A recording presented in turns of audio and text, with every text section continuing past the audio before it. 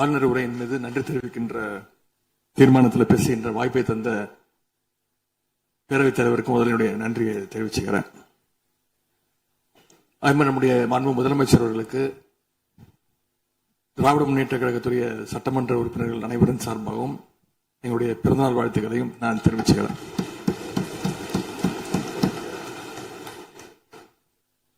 இந்த புதிய ஆட்சி அமைஞ்சு சரியா 40 நாட்கள் கடந்திருக்கு. ஆளுநர் உரையின் போது நானும் எங்களுடைய சட்டமன்ற உறுப்பினர்களும் இந்த 40 நாட்கள்ல இந்த அரசு என்னென்ன பணிகள் செஞ்சிருக்கு, ஏதாவது திட்டங்கள் கொண்டு வந்திருக்காங்களா, ஏதாவது சாதனைகள் செஞ்சிருக்காங்களான்னு ஆவலோடு காத்துக்கிட்டு இருந்தோம். எங்களுக்கு வெறும் ஏமாற்றம் மட்டுமே எஞ்சியது. அப்படி எதுவுமே ஆளுநர் உரையில எங்களுடைய கண்களுக்கு படவில்லை, எங்களுடைய காதுகளுக்கு கேட்கவில்லை. ஒரு நம்பிக்கை வாக்கெடுப்பின் போது நான் பேசும்பொழுது குறிப்பிட்டு பேசினேன், ஆளுநர் வருவாரு, ஆளுநர் உரையின் மீது வந்து பேசும்போது தமிழ்தாய் வாழ்த்துக்கு முதலிடம் கொடுங்க அப்படின்னு சொன்னேன். பேரவையின் அனுமதியுடன் அலுவல் நேரம் நீட்டிக்கப்படுகிறது. அதே போல தமிழ்தாய் வாழ்த்து முதல்ல பாடப்பட்டுச்சு. உடனடியாக தேசிய கீதமும் பாடப்பட்டுச்சு. தமிழ்தாய் வாழ்த்து ஒரு முறையும் தேசிய கீதம் 2 முறையும் பாடப்பட்டுச்சு. மரபு மீறல் நடந்திருக்கு. இதுவரை கடைபிடிக்கப்பட்டு வந்த மரபை மீறி 2 முறை தேசிய கீதம் பாடப்பட்டிருக்கு. இதே கோரிக்கையை இதற்கு முன்பு இருந்த ஆளுநர் எங்களுடைய ஆட்சி காலத்திலையும் வச்சிருந்தார். ஆனா எங்களுடைய தலைவர் அப்பொழுது மிக உறுதியாக இருந்து இந்த அவையுடைய இறையாண்மையை நாங்க பாதுகாத்திருக்கிறோம். பதவியேற்பு தான் ஆளுநர் மாளிகையில நடந்துச்சு. அங்க அவர் கேட்டுக்கொண்டபடி தேசிய கீதம் வந்தே மாதரம் எல்லாம் பாடினாங்க. ஆனா இப்போ ஆளுநர் உரை மக்களால் தேர்ந்தெடுக்கப்பட்ட பிரதிநிதிகள், சட்டமன்ற உறுப்பினர்கள் நாம பணி செய்கின்ற இந்த சட்டமன்றத்துல தான் வாசிக்கப்பட்டிருக்கு. இது நம்மளோட டெரிட்டரி. இந்த நம்மளுடைய டெரிட்டரிய ஏன் ஆளுநர்கிட்ட கொடுக்கிற அளவுக்கு இங்க என்ன காம்ப்ரமைஸ் நடந்துச்சு அப்படின்னு மக்கள் கேட்க ஆரம்பிச்சிருக்காங்க. மாண்பு உறுப்பினர், ஆளுநர் உரையாற்ற வந்தபோது தமிழ்தாய் முதல்ல பாடப்பட வேண்டும் என்கின்ற இந்த அரசின் உறுதியான கொள்கையில் நாங்கள் நின்றோமா, இந்த அவை நின்றதா என்பதை நீங்கள் முதல்ல பார்க்க வேண்டும். நாட்டுப்பண் 2 முறை பாடியதில் என்ன தவறு என்று எனக்கு தெரியவில்லை. நாட்டுப்பண் 2ஆம் முறை பாடிய தவறு என்று நீங்கள் சொல்ல வருகின்றீர்களா? அப்படி தவறு என்றால் அது எந்த அடிப்படை தவறு என்று சொல்ல வருகிறீர்கள்? நமக்கு வேண்டியது நம்முடைய தாய்மொழிக்கு முக்கியத்துவம் தர வேண்டும், உறுதியாக நிற்க வேண்டும். இந்த அரசு எந்த சர்ச்சையும் ஏற்படுத்தாமல் நிதானமாக உறுதியாக தாய் தமிழ்தான் எங்களுக்கு அடிப்படை என்பதை வைத்து தமிழ்தாய் வாழ்த்தை பாட வைத்தார்களா இல்லையா? அந்த தமிழ்தாய் வாழ்த்தை பாட முடியாமல் வேறு விதமாக இந்த அவை திசை திருப்பப்பட்டு பல்வேறு பிரச்சனைகளுக்கெல்லாம் ஆளான காரணங்களை எல்லாம் 22ஆம் ஆண்டு பார்த்தோம், 23 பார்த்தோம், 24 பார்த்தோம், 25 பார்த்தோம், 26 பார்த்தோம். இந்த ஆண்டு தமிழ்தாய் வாழ்த்தை முதலில் பாட வைத்து தேசிய கீதத்தை 2 முறை பாடியதில் எந்த தவறும் இருப்பதாக நாங்கள் கருதவில்லை. அப்படி பாடியது தவறு நீங்களும் கருதிடக்கூடாது என்று நான் சொல்ல விரும்புகின்றேன். பேரவைத் தலைவர் அவர்களே, நாங்கள் கேட்டுக்கொண்டதுபடி தமிழ்தாய் வாழ்த்து முதல்ல ஒரு வாட்டி பாடிட்டீங்க. பொதுவா இந்த அவையில் இருக்கக்கூடிய மரபு கடந்த காலங்களில், கடந்த ஆட்சி காலங்களில் தமிழ்தாய் வாழ்த்து ஒரு முறையும் நிகழ்ச்சி முடிஞ்சோடனே தேசிய கீதம் ஒரு முறையும் தான் பாடப்பட்டு நிகழ்ச்சிகள் முடியும். ஆனா இந்த முறை நாங்கள் கேட்பது ஏன் 2 முறை தேசிய கீதம் பாடப்பட்டது அப்படிங்கிறது மட்டும்தான் எங்களுடைய கேள்வி. அப்படின்னா தமிழ்தாய் வாழ்த்தையும் 2 முறை நீங்கள் பாட சொல்லி உங்களுடைய ஆளுநர்கிட்ட நீங்க ஒரு கோரிக்கை வச்சிருந்திருக்கலாம். அது இங்க பேசும்போது உறுப்பினர்கள்லாம் ஆளுநர் அவ்வளவு மகிழ்ச்சியாக இருக்கிறாங்கன்னு சொல்லி, ஆளுநரை விட நீங்க எல்லாம் ரொம்ப மகிழ்ச்சியா இருக்கிறீங்க. தமிழ்தாய் வாழ்த்தை வந்து ஆளுநர் முன்னாடி நாங்க பாடி காட்டிட்டோம் அப்படின்னு பெருமை பொங்கி இங்க எல்லாம் பேசிட்டு இருக்கிறீங்க. நீங்க சொல்றத பார்த்தா தமிழ்தாய் வாழ்த்தை விட ஆளுநர் தான் உங்களுக்கு முக்கியம் அப்படிங்கிற எண்ணம் எங்களுக்கு ஏற்படுது, மக்களுக்கும் ஏற்பட்டுக்கிட்டு இருக்கு. பொதுப்பணித்துறை அமைச்சர். மாண்புமிகு பேரவைத் தலைவர்களே, தமிழ்தாய் வாழ்த்து எங்களுடைய முதல்வருக்கு உயிருக்கு எந்த அளவிற்கு முக்கியமோ அதே அந்த அளவுக்கு நாங்கள் முக்கியத்துவம் தருவோம். மாண்புமிகு எதிர்க்கட்சி தலைவர் அவர்கள் எதிர்க்கட்சி நாங்களும் பேச விட மாட்டோம். மாண்புமிகு நீங்க ஒத்துழைப்பு கொடுக்கலன்னா நாங்களும் பேச விட மாட்டோம். மாண்புமிகு அமைச்சர், நாங்கள் தமிழக அரசுடைய ஸ்டாண்ட வந்து நாங்க பேசுறோம். எங்களுக்கும் குரல் கொடுக்க தெரியும். இந்த அவையை மாண்பை நாங்களும் பாதுகாக்கிறோம். மாண்புமிகு எதிர்க்கட்சி சொல்லக்கூடிய நோக்கம் தமிழக மக்களுக்கு தவறுதலா சொல்லக்கூடாதுங்கிற பதிவை நாங்கள் செய்கிறோம். எங்களுடைய முதலமைச்சருடைய எண்ணம் என்ன, தமிழக மக்களுடைய எண்ணமோ அதுதான் எங்களுடைய முதலமைச்சருடைய எண்ணம். கடந்த 3-4 வருடங்களாக தமிழ்தாய் வாழ்த்து இங்க பாடப்படல. ஆளுநரை எதிர்த்தீர்கள், வெளிநடப்பை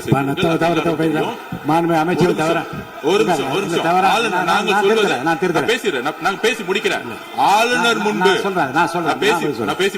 ஆளுநர் முன்பு மாண்புமிகு அமைச்சர் அவர்கள் ஒண்ணு தமிழ்தாய் வாழ்த்து பாடப்பட்டது. இல்ல நான் சொன்னது, நான் கருத்து என்னன்னா ஆளுநர் முன்பு பாடப்பட்டது கிடையாது. அதுதான் நான் சொல்ல வரேன்.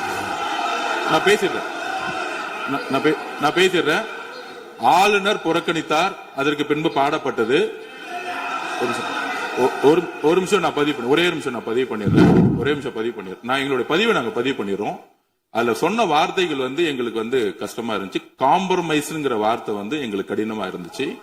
நாங்க திருப்பியும் நாங்க பதிவு பண்ணிக்கிறோம். எந்த விதமான காம்ப்ரமைஸும் கிடையாது.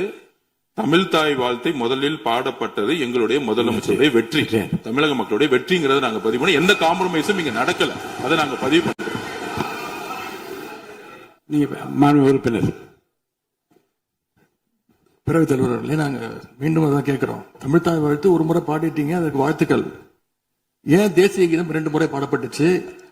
அப்ப ஆளுநர்கிட்ட நீங்க கோரிக்கை வச்சிருக்கனால நீங்க தேசிய கீதம் 2 முறை பாட பண்ணணும்னா நாங்க தமிழ்தாய் வாழ்த்து 2 முறை இல்ல 3 முறை நாங்க போடுவோம்னு சொல்லி அதை நீங்க செஞ்சு காட்டிருக்கணும். அதுதான் நான் கேட்கிறேன். உங்களுக்கு இப்ப ஆளுநர் முக்கியமா, தமிழ்தாய் வாழ்த்து முக்கியமா அப்படிங்கறத நான் இந்த அரசு கிட்ட நான் கேட்க விரும்புறேன். ஆட்டுக்கு தாடியும் நாட்டுக்கு ஆளுநரும் தேவையில்லைன்னு சொன்னவர் பேரறிஞர் அண்ணா அவர்கள். அவரை உங்க கொள்கை தலைவர் லிஸ்ட்ல அட்டாச்சும் பண்ணிருக்கிறீங்க. ஆனா இன்னைக்கு ஆளுநரை தலையில வச்சு கொண்டாடிட்டு இருக்கீங்க.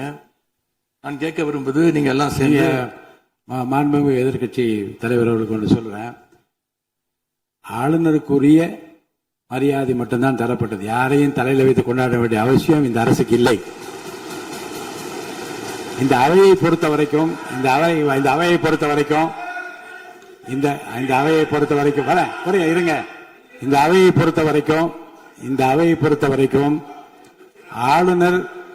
ஆளுநர் இங்கே வருகை தருகிற போது உரிய முறையில் மரியாதையும், இந்த அவையினுடைய விருப்பத்திற்கேற்ப, அவைத் தலைவரின் விருப்பத்திற்கு ஏற்பதான் நிகழ்வு நடைபெறும் என்பதையும் உறுதியாக நின்று தமிழ்தாய் வாழ்த்தை முதலில் பாட வைத்து, தமிழ்தாய் வாழ்த்துக்கு பிறகு தேசிய கீதம் ஒரு முறை அல்ல 2 முறை பாடப்பட்டது. அதில் எந்த விதமான தவறும் கிடையாது. அதில் வந்து உள்நோக்கு கற்பிப்பது தவறு என்று நான் கூறுகின்றேன்.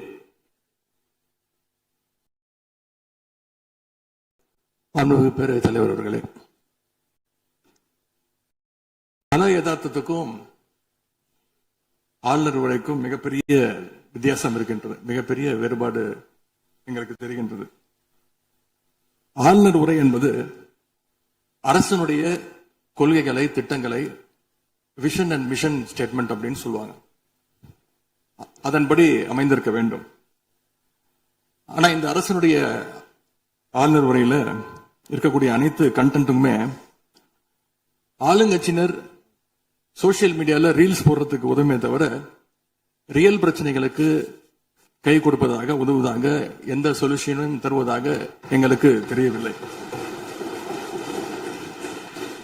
வழக்கமாக எதிர்க்கட்சிகள் ஆளுங்கட்சிகளுடைய நிறை குறைகளை பேசுறது வழக்கம். அதுதான் எதிர்க்கட்சியுடைய பொறுப்பு, அதுதான் கடமை.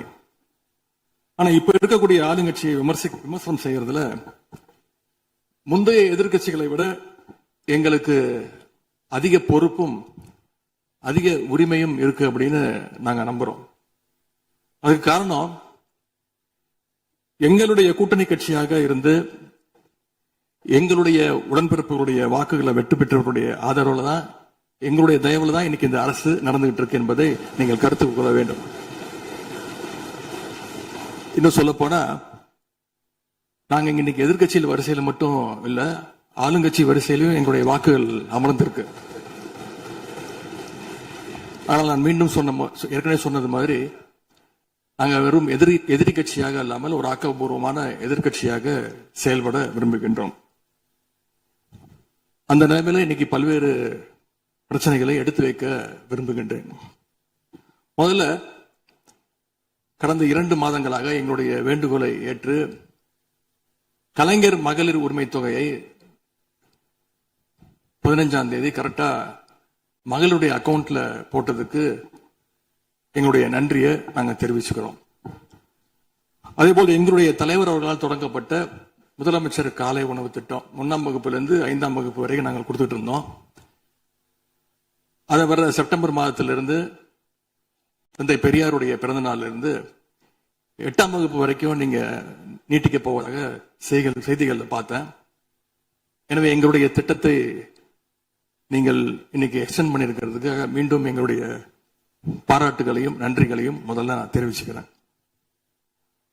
ஆனா எங்களுடைய முதலமைச்சர் அவர்கள் தொடங்கின நான் முதல்வன் திட்டத்தை நீங்க முடக்கிற முயற்சியில இறங்கியிருக்கீங்கன்னு கேள்விப்பட்டோம். தமிழ்நாட்டில் இருக்கக்கூடிய ஒவ்வொரு இளைஞர்களும் அவங்களுடைய துறைகள்ல நான் முதல்வன் அப்படின்னு உருவாகணும்னு தான் எங்களுடைய தலைவர் இந்த திட்டத்தை கொண்டு வந்தாங்க. இந்த நான் முதல்வன் திட்டத்தில் மட்டும் பாத்தீங்கன்னா, கடந்த 4 வருடங்கள்ல 41 லட்சம் மாணவர்கள் இதுல டைரக்டா பெனிஃபிட் அடைஞ்சிருக்கிறாங்க.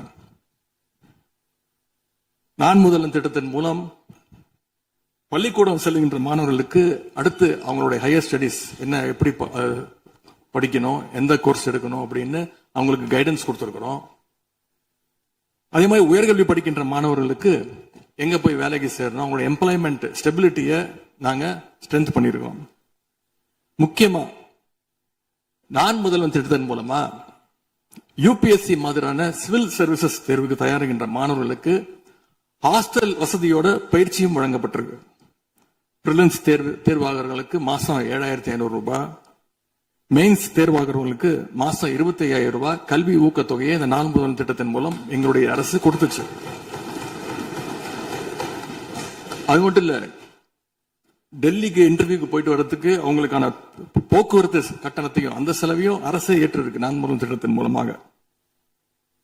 சென்ற ஆண்டு மட்டும் தமிழ்நாட்டில் இருந்து யூபிஎஸ்சி கிளியர் பண்ண 60 பேர்ல 56 மாணவர்கள் இந்த நான் முதல்வன் திட்டத்தின் மூலம் பயன்பெற்றவங்க. அதுல நான் இன்னும் குறிப்பிட்டு சொல்லணும்னா, ஆல் இண்டியா லெவல்ல 2nd பிளேஸ் பிடிச்ச சகோதரி ராஜேஸ்வரி நான் முதல்வன் திட்டத்தில் பயன்பெற்றவங்க. இப்படிப்பட்ட நான் முதல்வன் திட்டத்தை கைவிட வேண்டிய அவசியம் என்ன அப்படிங்கறத முதலமைச்சர் அவர்கள் தன்னுடைய பதிலுரையில கூற வேண்டும்னு நான் விருப்பப்படுறேன். அதே மாதிரி சமீபத்தில் டெல்லிக்கு போன முதலமைச்சர் அவர்கள் நிதி ஆயோக் கூட்டத்தில் பல்வேறு விஷயங்களை பத்தி பேசியிருக்கிறார்.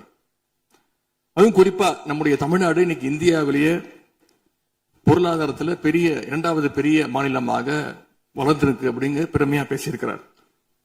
அது மட்டும் இல்ல, தமிழ்நாட்டில் டாக்டர் கலைஞர் அவர்களால் தொடங்கப்பட்டு எங்களுடைய தலைவர் அவர்களால் வளர்க்கப்பட்ட, அதுவும் கடந்த ஆட்சியில் என்னுடைய கட்டுப்பாட்டில் இருந்த மகளிர் சுய உதவி குழுக்கள் மிகச்சிறப்பாக செயல்படுது அப்படின்னு முதலமைச்சர் அவர்கள் பேசியிருக்கிறாங்க. இந்தியாவிலேயே ஃபேக்டரி ஒர்க்கர்ஸ் இருக்கிற பெண்கள்ல 42%, 42% தமிழ்நாட்டை சேர்ந்தவங்க. அதனால தமிழ்நாட்டில் இருக்கக்கூடிய பெண்கள் முன்னேற்றம், சுகாதாரம் எல்லாமே சிறப்பா இருக்குன்னு நம்முடைய முதலமைச்சர்கள் டெல்லியில சொல்லியிருக்கிறாங்க.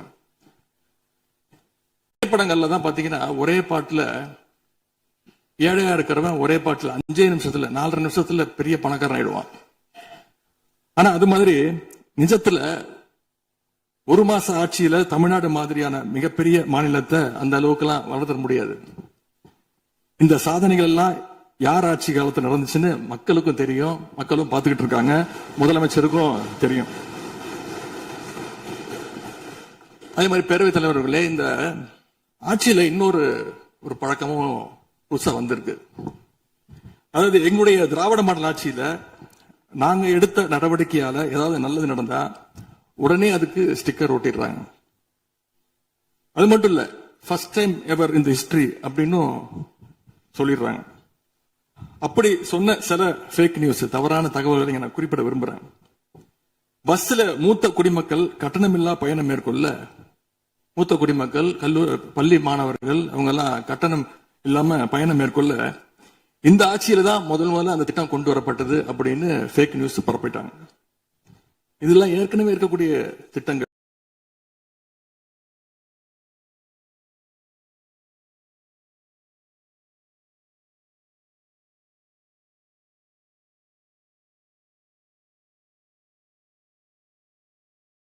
எங்களுடைய ஆட்சியில கொண்டு வரப்பட்ட திட்டங்கள். அது மட்டும் இல்ல, அரசு பள்ளியில வழங்கப்படுகின்ற ஸ்கூல் பேக்ல முதலமைச்சரோட புகைப்படம் இல்லாம இப்பதான் முதல்ல வழங்குறோம் அப்படின்னு, ஃபர்ஸ்ட் டைம் இந்த ஹிஸ்டரி அப்படின்னு ஒரு டேக் போட்டு ஃபேக் நியூஸை தொடர்ந்து பரப்பிட்டு இருக்கிறாங்க. இதெல்லாம் எங்களுடைய திராவிட முன்னேற்ற கழகம், எங்களுடைய திராவிட மாடல் அரசுல எங்களுடைய முதலமைச்சர் கொண்டு வந்த திட்டங்கள். இப்படி இவங்க ஸ்டிக்கர் ஒட்டின லிஸ்ட் மிகப்பெரிய லிஸ்ட். ஒரு முக்கியமான விஷயம் பத்தி இந்த நேரத்தில் பதிவு செய்ய விரும்புறேன். அறநிலையத்துறையின் அசையும் மற்றும் அசையா சொத்துக்களின் வருவாய் அதன் புனிதமான நோக்கத்திற்கு மட்டுமே பயன்படுத்தப்படும் அப்படின்னு ஆளுநர் உரையில இடம்பெற்றிருக்கு. இந்த கருத்தை பார்க்கும் பொழுது அறநிலையத்துறையே இருக்கக்கூடாது அப்படின்னு சொல்ற பாஜகவுடைய குரலாகத்தான் தாவேக அரசும் சொல்லுதா அப்படிங்கிற சந்தேகம் எங்களுக்கு வருது. பாஜகவும் வலதுசாரிகளும் சொல்றது இதுதான், அறநிலையத்துறை பள்ளி கல்லூரிகளை நடத்தக்கூடாது, அறநிலையத்துறை பள்ளி கல்லூரிகளை நடத்தக்கூடாது அப்படின்னு சொல்லிட்டு இருக்கிறாங்க. இதுக்காக வழக்கும் தொடர்ந்து இருக்கிறாங்க. இந்த நிலைப்பாடு திருமண மண்டபங்கள், வணிக வளாகங்களோடு நிற்குமா, இல்ல கல்வி நிறுவனங்களுக்கும் இந்த கண்டிஷன்ஸ் அப்ளை செய்யப்படுமா? மாண்புமிகு அறநிலையத்துறை அமைச்சர்கள். மாண்புமிகு பேரவைத் தலைவர் அவர்களே, மாண்புமிகு தமிழ்நாடு முதல்வர் அவர்களே, அறநிலைத்துறையை பொறுத்த வரைக்கும் கோவில்களின் வருமானம் கோவில்களில் வரக்கூடிய பக்தர்களுக்காக செலவிடப்படும் என்பதை நம்முடைய ஆளுநர் உரையில் இடம்பெற்றதுதான் அதனுடைய சாராம்சம். இன்னொன்று, சமீபத்தில் வெளியிடப்பட்ட திருமண மண்டபங்கள் மற்றும் வணிக வளாகங்கள், அந்த பணிகள் துவங்கப்படாத பணிகள் நிறுத்தப்பட்டது என்பது, இந்த பணிகளை பொறுத்த வரைக்கும் நாம் ஆராய்ந்த வரைக்கும் அந்த கோவில்களில் பொதுமக்களுக்கு தேவையான அடிப்படை வசதிகள், பொதுமக்களுக்கு தேவையான தங்குமிட வசதிகள், பொதுமக்கள் பக்தர்கள் வரப்போது அவர்களுக்கு தேவையான அடிப்படையிலான கழிப்பறை வசதிகள் போன்ற இந்த வசதிகளை மேம்படுத்துவதை காட்டிலும் இவர்கள் கமர்ஷியலாக கோவில்களுக்கு திருமண மண்டபங்கள் கட்டுவதிலும் வணிக வளாகங்கள் கட்டுவதிலும் அதன் மூலமாக வருவாய் ஈட்டுவதை மட்டுமே குறிக்கோளாக வைத்துக் கொண்டு இந்த திட்டங்களை துவங்கியதன் காரணமாக மேலும் அதன் மீது பல்வேறு நீதிமன்ற வழக்குகள், ஸ்டே ஆர்டர்ஸ் இருப்பதனால நாம் அதையெல்லாம் ரத்து செய்து அறிவிச்சிருந்தோம். இதற்கு ஒரே ஒரு உதாரணமாக, எந்த அளவிற்கு கோவில்களை கமர்ஷியலாக மாற்றுவதற்கு கடந்த ஆட்சி காலத்தில் முயற்சி செய்து கொண்டிருந்தார் என்பதற்காக ஒரே ஒரு சிறிய உதாரணத்தை மட்டும் சொல்லிடுறேன். அருள்மிகு குன்னூரில் இருக்கக்கூடிய அருள்மிகு விநாயகர் திருக்கோயில், ஏறத்தாழ அந்த கோயில்கள் இருந்து கோயில் நிதியை பயன்படுத்தி 10 கோடி ரூபாய்க்கு 10 கோடி ரூபாய் மதிப்பில ஒரு மல்டி லெவல் கார் பார்க்கிங் வசதியை அந்த கோயிலுக்கு ஏற்படுத்துவதற்கான திட்டத்தை இந்த அரசு அனுமதித்திருக்கிறது. இதற்கு முன்னால் இருந்தக்கூடிய அமைச்சர் அவர்கள் அதை அறிவித்திருக்கிறாங்க. அந்த கோயில்ல ஒட்டுமொத்தமாக மாதத்திற்கு வரக்கூடிய பக்தர்களின் எண்ணிக்கையே 500 தான் ஆவரேஜா. அதே போல அந்த கோவில்களுக்கு அடிப்படையில கழிப்பறை வசதி கூட கிடையாது. இது மட்டும் இல்ல, குன்னூர் மற்றும் உதகையை சுற்றி இருக்கக்கூடிய அனைத்து பகுதிகளிலும் இருக்கக்கூடிய 50 கோவில்கள்ல பேசிக்கா இருக்கக்கூடிய டாய்லெட் ஃபெசிலிட்டிஸ் கூட அங்க இருக்கக்கூடிய கோயில்களுக்கு கிடையாது. அப்படிப்பட்ட இடங்கள்ல கோயில் நிதியை பயன்படுத்தி எதற்காக மல்டி லெவல் கார் பார்க்கிங் தேவைப்படுது? அப்ப இது கமர்ஷியல் திட்டங்கள் இல்லையா? கோவில் நிதியை இப்படி கமர்ஷியலாக பயன்படுத்துவதற்கு எதிராக தான் நாம இந்த திட்டங்களை எல்லாமே தடுத்து, இந்த திட்டங்கள் தேவையில்லை, அதற்கு பதிலாக நம்முடைய அரசாணையிலே வெளியிட்டு இருக்கிறோம். மிக தெளிவாக கடைசி வரியை படித்து பார்த்தால் எல்லாருக்கும் தெரியும். இந்த கோவில் நிதியை பயன்படுத்தி கோவிலும் பக்தர்களும் பயன்பெறக்கூடிய வகையில மாற்று திட்டங்களை உருவாக்கும்ன்ற வரியை நம்ம மென்ஷன் பண்ணியிருந்தோம். எந்த இடத்திலேயுமே மக்கள் பயன்படக்கூடிய கல்வி நிலையங்களையோ இல்ல இது போன்ற மருத்துவ வசதிகளையோ நாம செய்து தர மாட்டோம்னு சொல்லல. இன்னும் சொல்ல போனா கடந்த 5 ஆண்டுகள்ல ஒன்றிய அரசின் நிதி உதவியோடு பழனியில பாத்தீங்கன்னா ஒரு சித்த மருத்துவமனை கட்டுவதற்கான நிதி உதவியை ஒன்றிய அரசு தருவதற்கு தயாராக இருந்தது. ஆனா கடந்த ஆட்சியில அந்த திட்டத்தை அப்படியே கிடப்புல போட்டுட்டு கேட்டா ரெக்கரிங் செலவை எங்களால ஏத்துக்க முடியாது அப்படின்னு சொல்லி கிடப்புல போட்டு வச்சிருந்த இந்த திட்டத்தை நாம இன்றைக்கு கையில் எடுத்து அதை துவங்குவதற்கான ஆய்வில் இறங்கியிருக்கிறோம். அப்ப எந்த இடத்திலையுமே மக்கள் பயன்பெறக்கூடிய திட்டங்களை நாம தடுக்கவும் இல்ல, நாம யாருக்கும் பி டீமாக இருந்து வேலை செய்ய வேண்டிய அவசியமும் இல்ல. கோயில்களின் நிதியை ஒரு காலமும் கமர்ஷியலாக பயன்படுத்த வேண்டிய அவசியமும் மாண்புமிகு தமிழ்நாடு முதலமைச்சர் தலைமையிலான தமிழக வெற்றி கழகத்தின் ஆட்சிக்கு தேவையும் இல்லை. மாண்புமிகு உறுப்பினர் சேகர் பாபு. மாண்புமிகு பேரவைத் தலைவர் அவர்களே, இந்து சமய அறநிலைத்துறை கொடைகள் என்ற ஒரு சட்டம் இருக்கின்றது. அந்த சட்டத்தில் விதி 69 என்ற குறிப்பிடப்பட்டிருக்கின்ற அந்த பணிகள் சட்ட விதிகளுக்கு உட்பட்டு சட்டத்தின் 36 பிரிவிலிருந்து தான் இந்த பணிகள் மேற்கொள்ளப்பட்டன. குறிப்பாக ஏதோ அமைச்சரே முடிவு செய்து திருமண மண்டபங்களையும் வணிக வளாகங்களையும் ஏற்படுத்துவதற்கு உத்தரவிட்டதாக மாண்புமிகு அமைச்சர் அவர்கள் அவைக்கு உண்மைக்கு புறம்பான தகவலை தந்து கொண்டிருக்கின்றார்.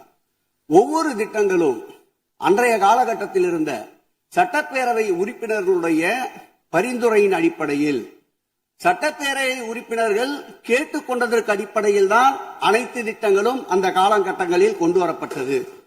அதோடு மட்டுமல்ல, உறுப்பினர் அவர்கள் குறிப்பிட்டு கூறினார், குன்னூரிலே மல்டி லெவல் கார் பார்க்கிங் கொண்டு வரப்பட்டது என்று. அங்கே இருக்கின்ற 56 கோயில்களையும் நான் குன்னூரிலே 5 நாட்கள் ஊட்டியிலே முகாமிட்டு அனைத்து கோயில்களுக்கும் நேரடியாக சென்று ஆய்வு செய்தோம். அந்த ஆய்வின் அடிப்படையில் அந்த திருக்கோயில்களுக்கு வருகின்ற பக்தர்களுடைய அடிப்படை தேவைகளுக்கு வருமானத்தை உயர்த்துவதற்காக குன்னூருக்கு சுற்றுலாவிற்கு வருகின்ற மக்களுடைய வாகனங்கள் போதிய அளவிற்கு பார்க்கிங்களுக்கு இடமில்லாமல் தவிர்க்கின்ற சூழ்நிலையில் அங்கே மல்டி லெவல் பார்க்கிங் கொண்டு வந்தால் நகராட்சி பரிந்துரையின் அடிப்படையில் வருமானம் பெருகும். அந்த வருமானம் திருக்கோயில்களுடைய மேம்படுத்துகின்ற பணிகளுக்கு உதவும் என்பதற்காகத்தான் அந்த பணிகளை மேற்கொண்டோம் என்பதை மாண்புமிகு அமைச்சர் அவர்களுக்கு இப்போது யார் அறிவுறுத்தி, ஒரு நிமிஷம், யார் அறிவுறுத்தி இந்த அரசாணையை வெளியிட்டிருக்கின்றாரோ அவர்தான் அப்பொழுது ஆணையாளராக இருந்தபோது இதே அறிவுறுத்தின் பேரில் அரசாணையை வெளியிட்டிருக்கிறார் என்பதை பேரவைத் தலைவருக்கு, பேரவைத் தலைவர் வாயிலாக அமைச்சருக்கு தெரிவித்துக் கொள்கிறேன். மேலும் அவர் கூறுவதற்கு எனக்கு பாயிண்ட் ஆஃப் ஆர்டர்ல பதில் கூறுவதற்கு அனுமதிக்க வேண்டும். மாண்புமிகு பேரவைத் தலைவர் அவர்களே, குன்னூரில் இருக்கக்கூடிய அந்த விநாயகர் கோயிலுக்கு சொந்தமான இடத்துல மல்டி லெவல் கார் பார்க்கிங் அமைப்பதற்கு ஏற்கனவே அங்க இருக்கக்கூடிய நகராட்சி நிர்வாகம் ப்ரப்போசல் வழங்கிய போது அந்த நகராட்சி நிர்வாகத்திடம் நம்முடைய நிலத்தை குத்தகைக்கு கொடுத்து அதன் மூலமாக இருக்கக்கூடிய வருவாயை வைத்துக் கொண்டு நாம் முடிந்த வரையில் நம்முடைய கோயில்களுக்கு தேவையான அடிப்படை வசதிகளை நாம் செய்து கொடுக்கலாம். ஆனால் கோயில் நிதியவே 10 கோடி எடுத்து அங்க மல்டி லெவல் கார் பார்க்கிங் எந்த விதமான பொதுமக்களும் பக்தர்களும் கேட்கல. பக்தர்களும் பொதுமக்களும் கேட்பதெல்லாம் கோயிலுக்கு உள்ளே சென்று மனநிறைவோடு தரிசனம் செய்துவிட்டு வெளியே வரும்பொழுது அவர்களுக்கு தேவையான அடிப்படை வசதிகளை தான் பக்தர்கள் கேட்டுக் கொண்டிருக்கிறார்கள். அதை செய்தாலே போதுமானது. மாநில எதிர்கட்சி தலைவர் பேசுகிறீங்க. போதுங்க, நீங்க சொன்னீங்க விளக்கம் சொல்லி திருப்பி இதை நான் அனுமதிக்க முடியாது. மாண்பு எதிர்கட்சி தலைவர் பேசுங்க. வேண்டாம், போதும், நீங்க பதில் சொல்லிட்டீங்க. பாருங்க, மல்டி லெவல் கார் பார்க்கிங் தேவைன்னு அவர் இல்லைன்னு சொன்னாரு, ஏன் போட்டு நீங்க சொல்லிட்டீங்க.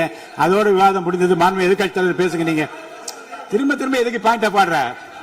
இனிமே எதிர்க்கட்சி தலைவர் பேசி முடிக்கிற வரைக்கும் குறுக்கீடுகள் அவசியம் இருந்தால் அனுமதிப்பேன், இல்லை அனுமதிக்க முடியாது. எதிர்க்கட்சி தலைவர் பேசலாம்.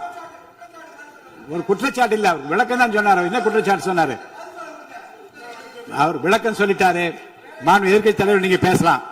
இனி மாண்பு எதிர்க்கட்சி தலைவர் பேசி முடிக்கிற வரைக்கும் எந்த குறுக்கீடுகளுக்கும் நான் அனுமதிக்க முடியாது. அவசியம் ஏற்பட்டால் விதிகள் உட்பட்டு அனுமதிக்க வேண்டிய உரிமை எனக்கு இருக்கிறது. இப்போது மாண்பு எதிர்க்கட்சி தலைவர் பேசலாம். சொல்லிட்டீங்க, நீங்க பதில் பாருங்க. அவர் சொன்ன உடனே நீங்க பதில் சொல்லிவிட்டீர்கள். குற்றச்சாட்டு அல்ல, விளக்கம் சொன்னார் அவரு. 10 கோடி ரூபாய்க்கு இந்த இடத்துல 10 கோடி ரூபாய்க்கு கோயில் படத்தை எடுத்து ஏன் பயன்படுத்தினீங்க, அது வேற எதுக்கு பக்தர்களுக்கு பயன்படு விளக்கம் சொன்னார். அவ்வளவுதான். குற்றச்சாட்டு எப்படி வராது? உங்க மேல குற்றச்சாட்டு வைக்கலையே, தவறா பயன்படுத்தினீங்க, அதுல தவறு நடந்து அவர் சொல்லலையே. அதை குற்றச்சாட்டாக எடுத்துக்கொள்ள முடியாது, விளக்கமாகத்தான் எடுத்துக்கொள்ள முடியும். மாண்புமிகு எதிர்க்கட்சி தலைவர் அவர்கள் பேசலாம்.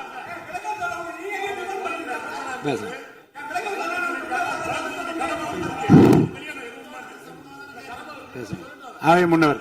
மாண்பு பேரவைத் தலைவர்களை அவை முன்னவர்கள் அதற்கான விளக்கத்தை சொல்லியிருக்கிறார்கள். இந்த அறநிலையத்துறை அமைச்சர் அவர்கள் விளக்கத்தை சொன்னார்கள். நீங்கள் அதற்கும் விளக்கத்தை கேட்டு பதிலளித்திருக்கிறீர்கள். மீண்டும் மீண்டும் அவர் சொல்வதற்கெல்லாம் பதிலளிப்பதற்கு அவை நேரமில்லை. மாண்பு எதிர்க்கட்சி தலைவர் அவர்கள். மாண்பு பேரவைத் தலைவர்களே, முன்னாள் அமைச்சர் அறநிலையத்துறை அமைச்சர் அதற்கான சரியான விளக்கத்தை கொடுத்திருக்கிறார். இப்போ இருக்கக்கூடிய மாண்பு அமைச்சர் அவர்களும் சில விளக்கங்களை கொடுத்திருக்கிறார். கார் பார்க்கிங் ஃபெசிலிட்டி என்பதும் ஒரு அத்தியாவசிய தேவைதான். அது ஒன்றும் தேவையில்லாத எல்லாருமே இப்ப கார் வச்சிருக்கிறாங்க. கோயிலுக்கு வரவங்க கார்லயும் தான் வருவாங்க. எனவே அதுவும் ஒரு தேவைப்படுகின்ற ஒரு வசதி தான். நான் கேட்டுக்கொள்வதெல்லாம், எங்களுடைய ஆட்சியில அறநிலையத்துறை சார்பாக 4 கல்லூரிகளை திறந்திருக்கிறோம். ஆண்டுக்கு 1500 மாணவர்கள் படிச்சுட்டு இருக்கிறாங்க. அதெல்லாம் நீங்க தொடர போறீங்களா, இல்ல அந்த திட்டத்தை கைவிட போறீங்களா அப்படிங்கறதா உங்களுடைய நிலைப்பாடு என்ன என்பதுதான். மாண்புமிகு உறுப்பினர் சொல்லிட்டாங்க. அதாவது ஏற்கனவே கல்லூரிகள் மற்ற அமைப்பில் எந்த விதமான தடையெல்லாம் அதையும் நாங்கள் தொடருவோம் என்ற வார்த்தை அவர் பேசும்போது குறிப்பிட்டிருக்கிறார். நன்றி. பேரவைத் தலைவர் அவர்களே, தமிழ்நாட்டில் இருக்கக்கூடிய 12 மாநகராட்சிகளிலும் தூய்மை பணி செய்வதை தனியார் மயம் செய்ய போகிறதாக தொலைக்காட்சிகளையும் பத்திரிகைகளையும் தொடர்ந்து செய்திகள் வந்து கொண்டிருக்கிறது. கடந்த காலத்துல போராடிய தூய்மை பணியாளர்கள் எல்லாம் நேரில் சந்திச்சிருக்கார் இன்றைய முதலமைச்சர் அவர்கள். ஆட்சிக்கு வந்ததும் தூய்மை பணியாளர்களா பணி நிரந்தரம் செய்வோம் அப்படின்னு அப்ப வாக்குறுதியும் கொடுத்திருக்கிறாரு. ஆனா இன்னைக்கு சொன்னதுக்கு நேர் எதிராக தனியார் மயம் அப்படின்னு செய்திகள் வந்து கொண்டிருக்கிறது. இதற்கும் முதலமைச்சர் அவர்கள் அவருடைய பதில் உரையில விளக்கத்தை தர வேண்டும் என்று கேட்டுக்கொள்கின்றேன். பேரவைத் தலைவர் அவர்களே, சும்மா சொல்லக்கூடாது. நம்முடைய முதலமைச்சர் அவர்கள் ஆட்சிக்கு வந்த ஒரே மாசத்துல தமிழ்நாட்டிலேயே தன்னுடைய பெரம்பூர் தொகுதியை நம்பர் 1 தொகுதியாக மாத்தி காட்டிட்டார். எதுல நம்பர் 1 பாத்தீங்கன்னா, இன்னைக்கு தமிழ்நாட்டிலேயே மின்வெட்டுல நம்பர் 1 தொகுதி பெரம்பூர் தொகுதி தான். அதுவும் ஆளுங்கட்சிக்காரங்க என்ன தெரியுமா பேசிட்டு இருக்காங்க, அண்ணன் பவருக்கு வந்தா தமிழ்நாடு மாறும்னு பார்த்தோம். ஆனா அண்ணன் கைக்கு பவர் வந்த நாள்ல இருந்து தமிழ்நாட்டுக்கே பவர் போயிடுச்சு அப்படின்னு இன்னைக்கு ஆளுங்கட்சிக்காரர்கள் பேசிட்டு இருக்கிறாங்க. மாண்புமிகு மின்துறை அமைச்சர். மாண்புமிகு பேரவைத் தலைவர் அவர்களே, மாண்புமிகு முதல்வர் அவர்களே, மாண்புமிகு எதிர்க்கட்சி தலைவர் சொல்றப்ப தமிழ்நாட்டுக்கு ஏதோ மின்வெட்டு இருக்குன்னு சொல்லியிருந்தாரு. நாங்கள் ஒவ்வொரு நாளும் தமிழ்நாட்டில் எங்கெங்க எதனால மின்வெட்டு விழுதுன்னு நம்ம பப்ளிஷ் பண்ணிட்டே வரோம். டேஷ்போர்ட் பப்ளிஷ் பண்ணிட்டே வரோம். அதுல எதனால என்ன காரணம்னு சொல்லிட்டே வரோம். இந்த துறை ஏன் இப்படி இருக்குன்னு நாங்க ஏற்கனவே தெளிவா சொல்லிடுறோம். இந்த துறையோடைய இன்னைக்கு நிதிநிலை அறிக்கையில இந்த துறையில 2.5 லட்சம் கோடி கடன் இருக்கு. அது இல்லாமல் இந்த துறையில எந்தவித இன்ஃப்ராஸ்ட்ரக்சர் டெவலப்மெண்ட்டும் இவங்க கடந்த 5 ஆண்டுகள் 15 ஆண்டுகள் செய்யப்படவில்லை. இது சம்பந்தமாக விரிவான வெள்ளை அறிக்கை விரைவில் வெளியிடப்படும் நம்ம ஏற்கனவே சொல்லிடுறோம். அது இல்லாமல் இந்த துறைக்கு கடந்த 5 ஆண்டுகளா எவ்வளவு பேர் ஆள் எடுத்தார்கள் என்று, எவ்வளவு பேர் வேலைக்கு ஆள் எடுக்கப்பட்டது என்பதையும் நாங்கள் விளக்க இன்னும் ஒரு சில நாட்கள்ல இதற்கான விளக்கமாக வெள்ளை அறிக்கையை நாங்கள் கண்டிப்பாக வெளியிடுவோம். இந்த துறையில் பாத்தீங்கன்னா இப்ப வேக்கண்ட் மட்டும் 70,000 வேக்கண்ட் இருக்கு. இது எல்லாம் சீரமைத்து இந்த ஒரு வாரமாக 10 நாட்களாக மொத்தம் 125 குழுக்கள் அமைக்கப்பட்டிருக்கு. இந்த துறையில வந்து நம்ம வந்து எதனால இந்த மின்வெட்டுகளை சரி செய்ய 125 குழுக்கள் அமைக்கப்பட்டு 500 பேர் வந்து வெளியிலிருந்து கான்ட்ராக்ட் எல்லாம் எடுக்கப்பட்டு எங்கெங்கெல்லாம் மின்வெட்டுகள் இருக்கோ அது சரி செய்யப்பட்டிருக்கு. கடந்த ஒரு வாரமா நீங்க பாத்திருப்பீங்க, ஒவ்வொரு நாளும் எதனால் மின்சாரம் தட்டுப்படுதுன்னு சொல்லி பப்ளிஷ் பண்ணிட்டே இருக்கோம். பொதுவாக குற்றச்சாட்டுகள் சொல்லுவதை தவிர்த்து விட்டு எங்க ஸ்பெசிபிக்கா எந்த நாள்னு சொல்லிட்டு பெரம்பூர்ல அதான் சொல்றோமே, பெரம்பூர்ல எத்தனை முறை மின்சாரம் தட்டுப்படுச்சு, எதனால தட்டுப்படுச்சு, எவ்வளவு நேரத்தில் அது சீர் செய்யப்பட்டது, சரி செய்யப்பட்டதுன்னு பார்த்திருக்கோம். எங்கெங்கெல்லாம் ஃபியூஸ் திருட்டுக்கு நடக்கப்பட்டதோ அவர்களெல்லாம் கைது செய்யப்பட்டிருக்கிறார்கள். அதே மாதிரி வேற எங்கெல்லாம் சிசிடிவி இல்லாத இடத்தில் இருக்குதோ அங்கெல்லாம் ரோந்து பணிகள் அதிகரிக்கப்பட்டிருக்கு. கடந்த 10 நாட்களாக எங்கெங்கெல்லாம் தேவையில்லாமல் மின்வெட்டுகள் ஏற்படுத்தப்பட்டதோ, ஓவர்ஃப்ளோ லோடு அதிகமாக அனுப்பப்பட்டு அதெல்லாம் உடனடியாக சீரமைக்கப்பட்டிருக்கு. ஒவ்வொரு நாளும் குறைஞ்சது 50 இருந்து 55 இடத்துல வந்து மின்சாரம் தட்டுப்பாடு அங்கங்க மின்வெட்டு ஏற்படுது. சோ அதுல 35 இடத்துக்கு கீழேயாவது 1 மணி நேரத்துக்குள்ள சரி செய்யப்பட்டு வருகிறது. அதுக்கான டேஷ்போர்டுக்கு தெளிவாக எதிர்க்கட்சி தலைவர் பார்த்து விட்டு பேசினால் நன்றாக இருக்கும். மாண்புமிகு முன்னாள் அமைச்சர் மாண்பு உறுப்பினர் செந்தில் பாலாஜி அவர்கள். மாண்புமிகு பேரவைத் தலைவர்களே, எங்களுடைய எதிர்க்கட்சி தலைவர்கள் சொன்னார்கள் மின்வெட்டு சம்பந்தமாக. இப்போதைய அமைச்சர் அவர்கள் அது குறித்து கருத்துக்களை சொன்னார்கள். கடந்த 5 ஆண்டுகளில் சீரான மின் விநியோகத்திற்கு 393 துணை மின் நிலையங்கள் அறிவிக்கப்பட்டு அதற்கான பணிகள் பெரும்பான்மையாக முடிக்கப்பட்டு பயன்பாட்டிற்கு கொண்டு வரப்பட்டிருக்கின்றன. ஒவ்வொரு ஆண்டும் தேவைக்கேற்ப கூடுதல் மின் தேவை ஏற்படுகின்ற பொழுது அதற்கான ஏற்பாடுகள் செய்யப்பட்டு புதிய மின் உற்பத்தி திட்டங்கள் வரை அறிவிக்கப்பட்டு அது செயல்பாட்டுக்கு கொண்டு வரப்பட்டிருக்கின்றன. ஏறத்தாழ 90,000 மின்மாற்றிகள் கடந்த 5 ஆண்டுகளில் புதிதாகவும் பழுந்தடைந்ததையும் மாற்றி சீரமைக்கப்பட்டன. ஒரு அமைச்சர்கள் ஒரே நிமிஷம் சொல்லி முடிச்சார். அதாவது ஒவ்வொரு ஆண்டும் கூடுகின்ற பொழுது மின் தேவை கூடுகின்ற பொழுது அதற்கான ஏற்பாடுகளை நிர்வாக ரீதியாக செய்ய வேண்டியது அரசினுடைய கடமை. ஒரு அரசு பொறுப்பேற்ற பிறகு முதல் முறையாக அந்த அரசினுடைய துறையினுடைய உயர் அதிகாரிகளை அழைத்து ஆய்வு கூட்டங்களை நடத்தி என்னென்ன குறைபாடுகள் இருக்கின்றன அதை எப்படி நிவர்த்தி செய்யலாம் என்பது களையெடுக்க வேண்டியது அரசினுடைய கடமை, துறையினுடைய கடமை. எனக்கு தெரிந்தவரை இதுவரை மின்துறையில் அந்த மின் விநியோகத்தில் இருக்கக்கூடிய துறையினுடைய அதிகாரிகள் ஆய்வு கூட்டங்கள் வரை இதுவரை நடைபெறவில்லை.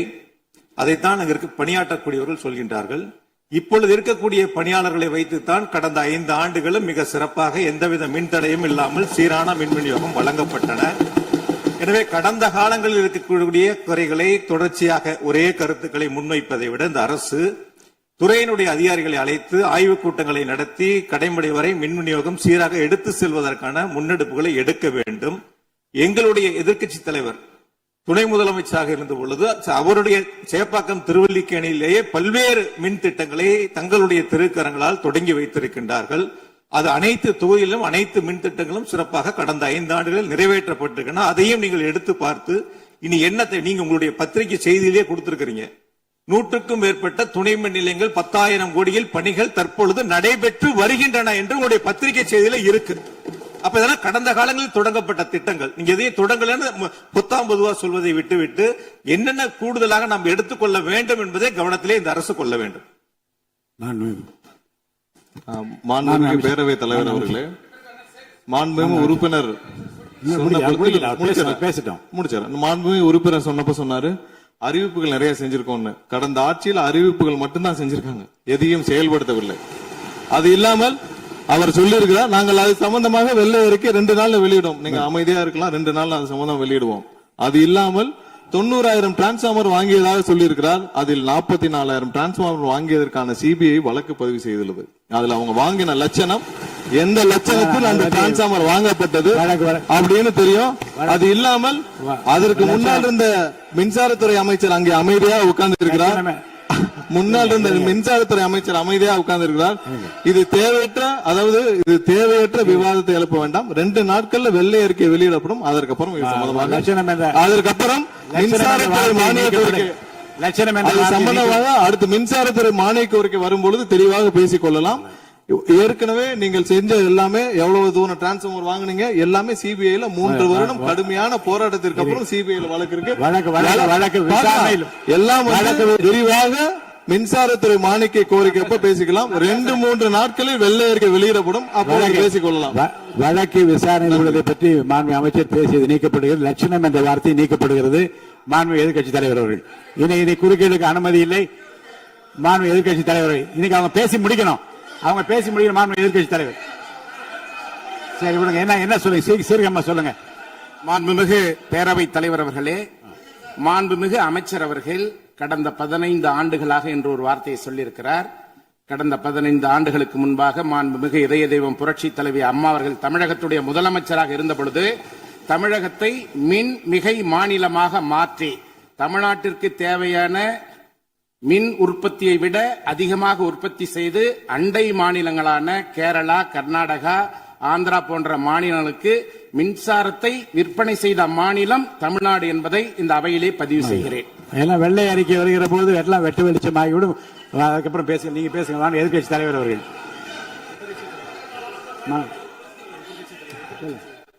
மாண்பு உறுப்பினர். மாண்பு பேரவைத் தலைவர்களே, மாண்புமிகு மின்துறை அமைச்சர் ஊடகங்களை நல்ல சிறப்பாக கையாளுறவர். கொஞ்ச நாள் அமைதியா இருக்காருன்னு பார்த்தா இன்னைக்கு இங்கேயும் அந்த முயற்சி எடுத்திருக்கிறாரு. எத்தனை கோடி கடன் இருக்கிறது இன்னைக்கு நேத்து இல்ல. இது சேவைத்துறை, போக்குவரத்துறை, மின்துறை, இதெல்லாம் சேவைத்துறை. லாப நட்டம் பார்க்கிற விஷயம் இல்ல. கடன் இருந்தாலும் பொதுமக்களுக்கு மின்சாரம் சென்று சேர்கிறதாங்கிறது முக்கியமான பிரச்சனை. கடந்த 5 ஆண்டுகள்ல இந்த பிரச்சனை இல்லாம இதே கடனோடு இதே ஊழியர் பற்றாக்குறையோடு தான் செயல்படுத்தினோம்.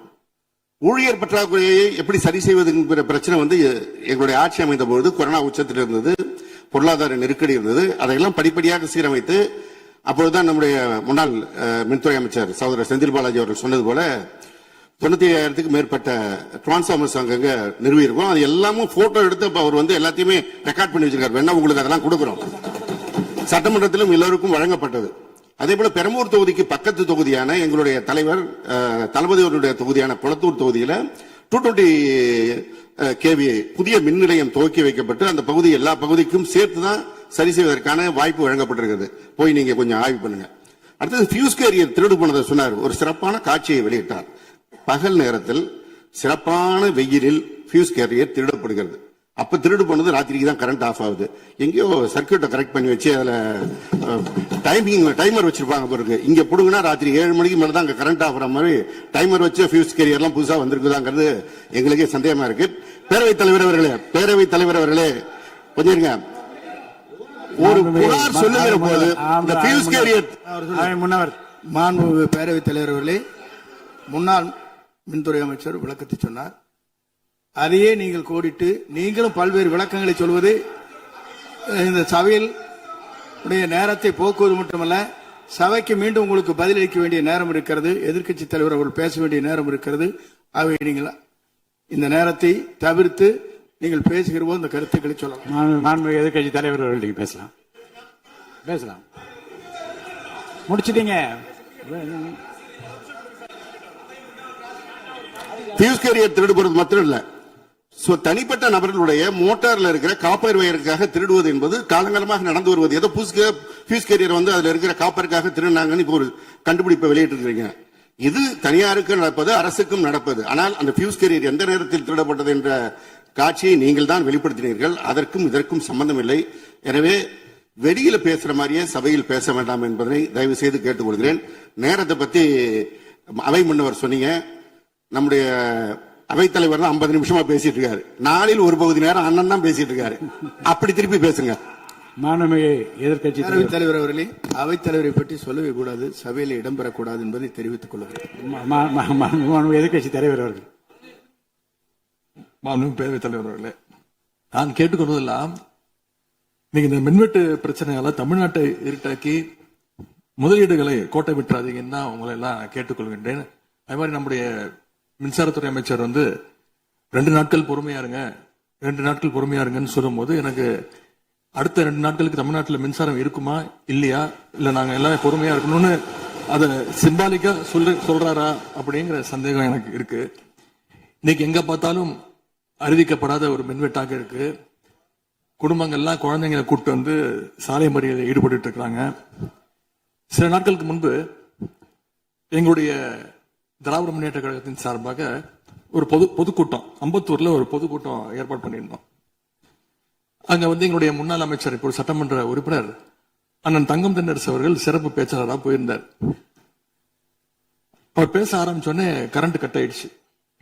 30 நிமிஷம் வரைக்கும் காத்திருந்து நாங்க என்ன பண்ணிட்டோம், பொதுக்கூட்டத்தை அரசுக்கு எதிரான ஒரு ஆர்ப்பாட்டமா மாத்தி, கரண்டே வரல, ஆர்ப்பாட்டமா நடத்தி முடிச்சிட்டோம். அது மட்டும் இல்லை, இன்னைக்கு தமிழ்நாட்டில் பல்வேறு இடங்கள்ல, திருவண்ணாமலையில கிரிவல பாதையில மக்கள் போறப்போ தினசரி பவர் கட் பண்றாங்க. அவங்களுடைய பாதுகாப்பை இன்னைக்கு ஒரு மிகப்பெரிய ஒரு கேள்விக்குறியா ஆக்கி வச்சிருக்கு இந்த அரசு. செங்கல்பட்டு அருகே சூனாம்பேடுல கருப்பாயி அப்படிங்கிற 75 வயது மூதாட்டி, அவங்க உடம்பு சரியில்லை, வீட்டுல வெண்டிலேட்டர் சப்போர்ட்ல இருந்தப்போ பவர் கட் ஏற்பட்டு மூச்சு திணறி இறந்து போயிட்டாங்க. பவர் இல்லைன்னு தொகுதி எம்எல்ஏ போய் கேட்கலான்னு பார்த்தா எம்எல்ஏ யாருன்னு மக்களுக்கு தெரியல. நிறைய பேருக்கு இங்க இருக்கக்கூடிய எல்லாம், நான் தவறா சொல்ல, எல்லாமே புதுமுகங்கள். நமக்கே பாரிப்பே வெளில பார்க்கும்போது ஒரு எம்எல்ஏவா இல்லையா அப்படின்னு தெரியல, உள்ள வந்தாதான் தெரியுது. முன்னெல்லாம் புயல் மழை நேரத்துல ஸ்கூலுக்கு லீவ் விடுவாங்க. ஆனா இந்த ஆட்சி அமைஞ்ச பிறகுதான் முதல் முறையா கரண்ட் இல்லைன்னு ஸ்கூல்ஸ்க்கு லீவ் விட ஆரம்பிச்சிருக்காங்க.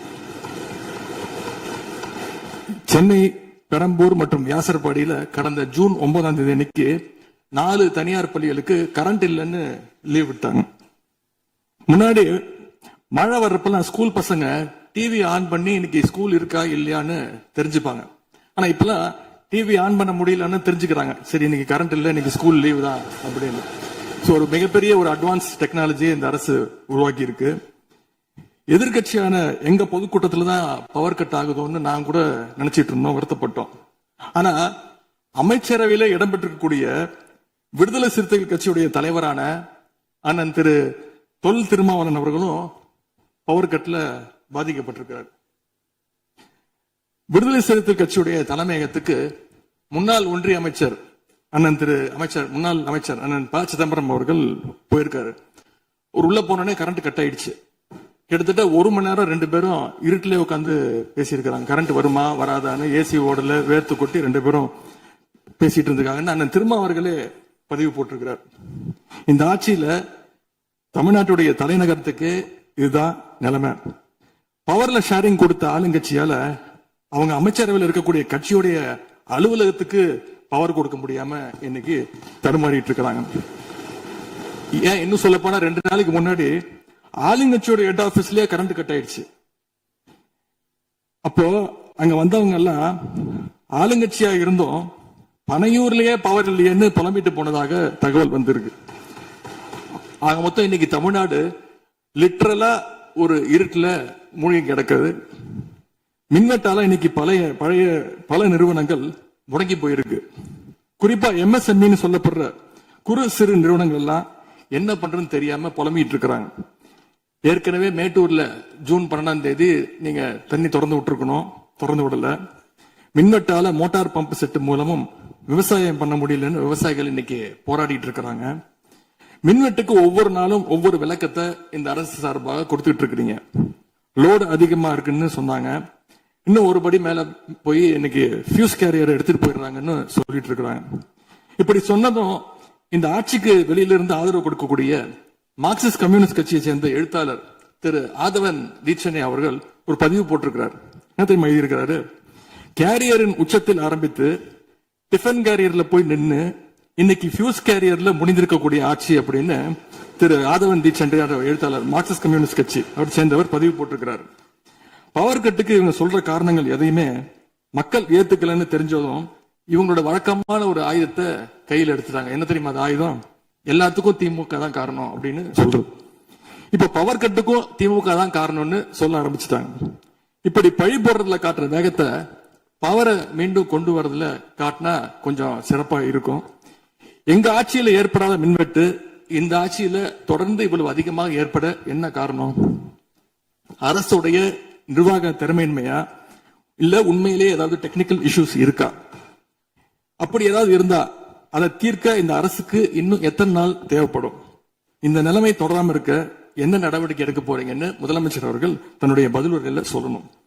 ஒரே ஒரு ஆறுதல், ஒரே ஒரு மகிழ்ச்சியான செய்தி என்னன்னா, ஆளுநர் உரையின் பொழுது சட்டமன்றத்தில் பவர் கட் ஆகல. அதுக்கு இந்த அரசை பாராட்டலாம்னு நான் நினைச்சேன். அப்படி நினைக்கும் போது பாத்தீங்கன்னா சட்டசபை நிகழ்ச்சியை லைவ்ல கட் பண்ணிட்டாங்க. இன்னைக்கு லைவ்ல வந்துட்டு இருக்கா அப்படின்னு எனக்கு தெரியல, கொடுத்திருக்கிறதா சொன்னாங்க.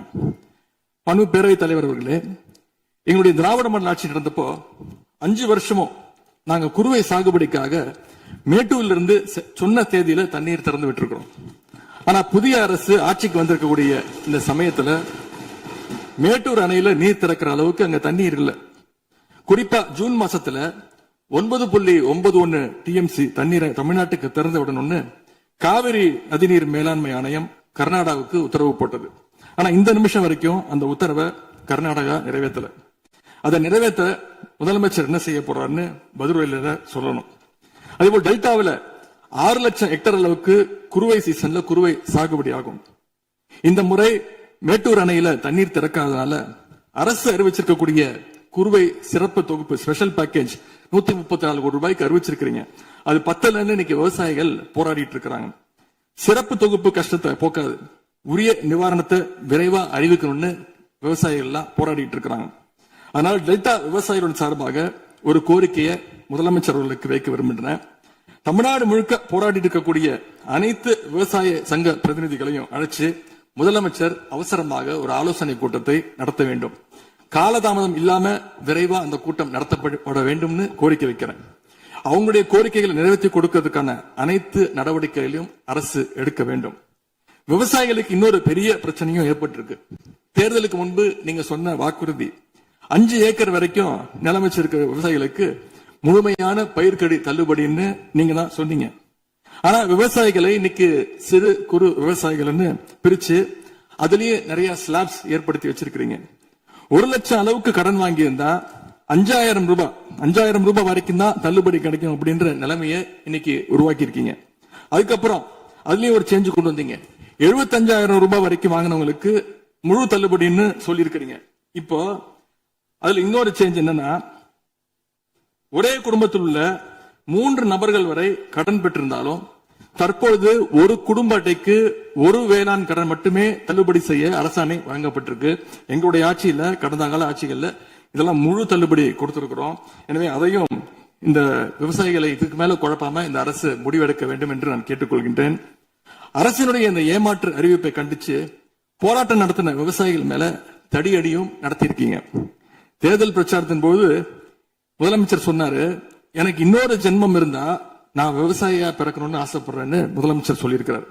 ஆனா இன்னொரு பக்கம் விவசாயிகள் மேல தடியடியும் நடத்தியிருக்கீங்க. விவசாயியா பிறக்க இன்னொரு ஜென்மம்லாம் தேவையில்லை, எப்ப நினைச்சாலும் போய் விவசாயி ஆயிடலாம். ஆகவே வெற்று வார்த்தைகளால விவசாயிகளை ஏமாத்தாம இந்த அரசு செயல்படணும்னு நாங்க விரும்பி கேட்டுக்கொள்கின்றோம்.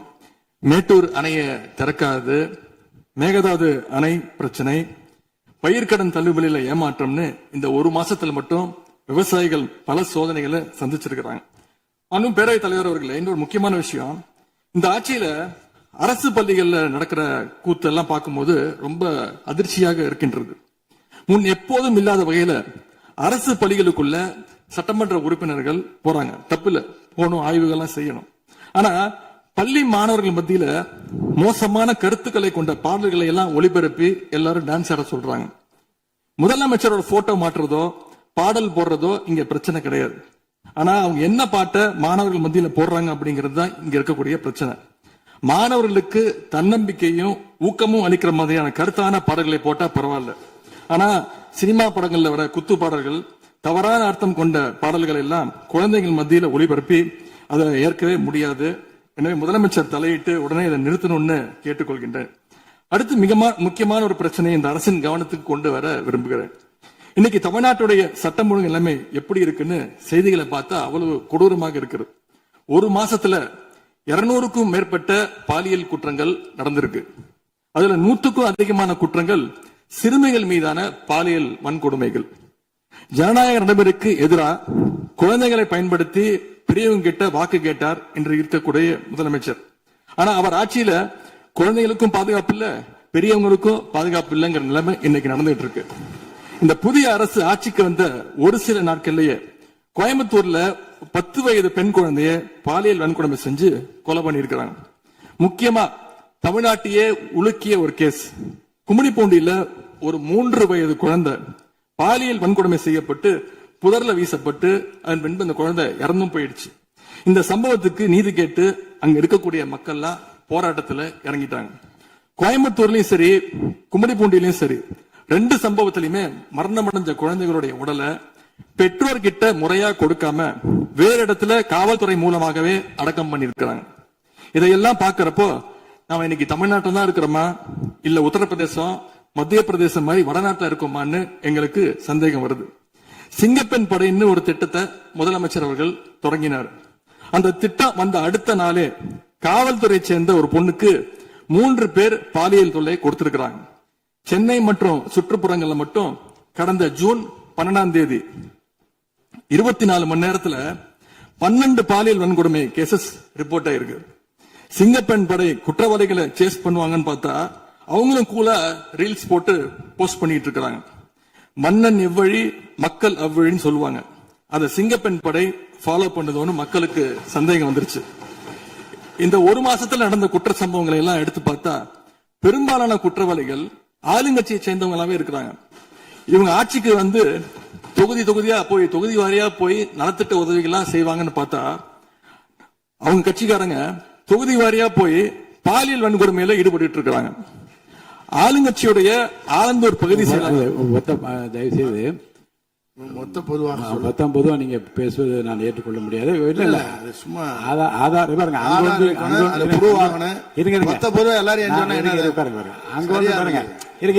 உட்காருங்க. அங்கொன்றும் இங்கொன்றுமாக சில நிகழ்வுகள் நடந்திருந்து அதில் ஆளுங்கட்சி இருந்திருந்தால் கூட மாண்பு முதலமைச்சர் நடவடிக்கை எடுத்துட்டு செய்தியில் வந்து கொண்டுதான் இருக்கு. நான் பத்திரிகைகளை பார்க்கிறேன். அதனால குறிப்பிட்டு இந்த இடத்தில் இந்த கட்சிக்காரர் என்று நீங்கள் பெயர் குறிப்பிட்டு பேசினா அதை ஏற்றுக்கொள்வதை எனக்கு ஆட்சேபனை இல்லை. பொதுவாக பேசுவதை தவிர்க்க வேண்டுகிறேன்.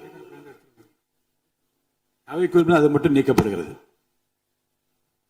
ஆளுங்கட்சியுடைய ஆலந்தூர் பகுதி செயலாளர் பேர் குறிப்பிட்டு சொல்றேன். கணவரால் கைவிடப்பட்ட ஒரு பெண்ணுக்கு ஆலந்தூர் பகுதி செயலாளர் கணவரால் கைவிடப்பட்ட ஒரு பெண்ணுக்கு பண உதவி செய்யறேன்னு சொல்லி அவங்க பாலியல் ரீதியா துன்புறுத்த முயற்சி பண்ணிருக்கிறார். சேலத்துல இன்னொரு பொள்ளாச்சி சம்பவம் மாதிரி ஆளுங்கட்சி ஆதரவாளரான மணிகண்டன் என்னும் நபர் 50க்கும் அதிகமான பெண்களை பாலியல் வன்கொடுமைக்கு ஆளாக்கியிருக்கிறார். திருவாரூர்ல ஆளுங்கட்சியுடைய திருத்துறைப்பூண்டி ஒன்றிய செயலாளர் கல்லூரி மாணவியை ஈவ்டீசிங் பண்ணி இப்ப கம்பி எண்ணிட்டு இருக்கிறார்.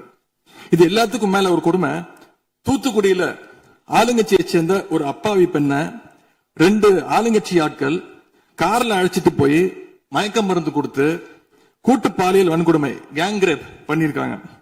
இந்த சம்பவத்தை பத்தி பேசின பாதிக்கப்பட்ட பெண் திருவைகுண்டம் சட்டமன்ற உறுப்பினர் திரு சரவணன் சொல்லிதான் அழைத்து செல்லப்பட்டதாக டிவியில பேட்டி கொடுத்திருக்கிறாங்க. எல்லா மேலிடத்துக்கு தெரியும் அப்படின்னு பாதிக்கப்பட்ட பெண் பேட்டி கொடுத்திருக்கிறாங்க. யார் அந்த மேலிடம் அப்படின்னு இன்னைக்கு மக்கள் கேட்க ஆரம்பிச்சிருக்கிறாங்க.